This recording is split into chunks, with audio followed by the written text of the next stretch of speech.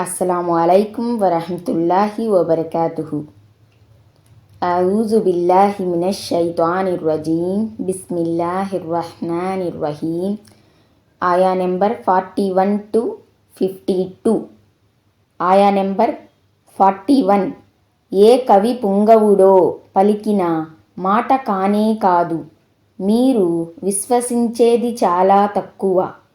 ఇది కవిత్వమని మీరనుకుంటున్నారు, కానీ ఇది నిజం కాదు. ఖురాన్ వాక్యాలు కవనాన్ని గాని దాని ఛందస్సును గాని పోలినవి కావు.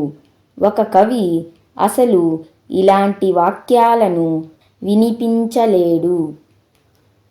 ఆయా నెంబర్ 42. ఇది ఏ జ్యోతిష్యుని పలుకో అంతకన్నా కాదు. మీరు హితబోధను గ్రహించేది బహుస్వల్పం. ఇది జోస్యం అని లేక అటువంటిదే మరో పలుకు అని మీరు అప్పుడప్పుడు అంటున్నారు. ఇది వాస్తవ విరుద్ధం. మీరు ఖురాన్ను విశ్వసించరు, దాని ద్వారా మంచిని కూడా గ్రహించరు, కానీ దాని గురించి అనరాని మాటలు అంటూ ఉంటారు. ఆయా నెంబర్ 43.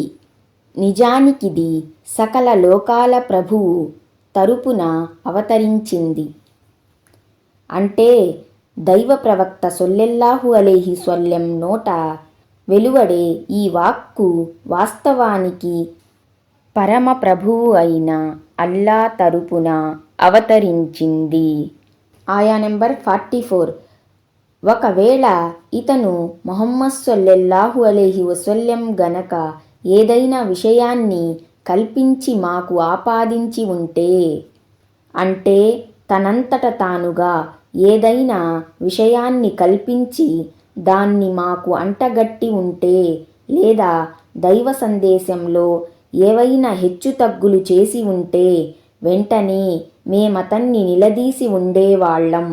అతనికి ఏ కాస్త కూడా గడువు ఇచ్చి ఉండేవారం కాము. ఆయా నెంబర్ 45. మేమితని కుడి చెయ్యిని పట్టుకుని ఉండేవారం, లేదా కుడి చేత్తో పట్టి శిక్షించేవారం అన్న భావం కూడా వస్తుంది. ఎందుకంటే కుడి చేత్తో పట్టుకుంటే గట్టి పట్టు లభిస్తుంది. కాగా హదీసు ప్రకారం అల్లాకు గల 2 చేతులు కుడి చేతులే. ఆయా నెంబర్ 46. మరి ఇతని కంఠనాళాన్ని కోసివేసేవారం. ఇంతకీ ఈ శిక్ష ఎవరికో కాదు, దైవ ప్రవక్త సొల్లెల్లాహు అలైహి వసల్లం గురించే ఈ విధంగా చెప్పబడింది.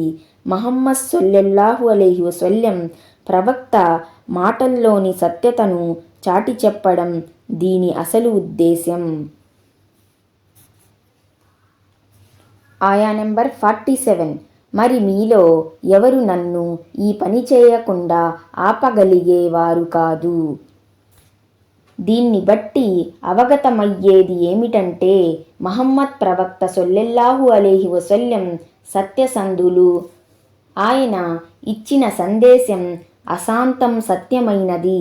అల్లా ఆయన్ని శిక్షించలేదు, పైగా బలమైన నిదర్శనాల ద్వారా మహిమల ద్వారా ఆయనకు అపూర్వంగా సహాయపడ్డాడు. ఆయా నెంబర్ 48. నిశ్చయంగా ఈ ఖురాన్ అల్లా పట్ల భయభక్తులు గల వారికి హితబోధిని.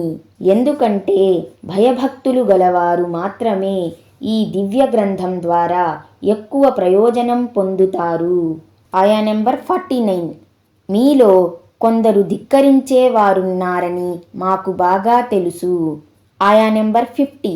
నిశ్చయంగా ఇది ఈ ధిక్కార వైఖరి అవిశ్వాసులను బాధపడేలా చేస్తుంది. అంటే వారు ప్రళయ దినాన బాధపడతారు.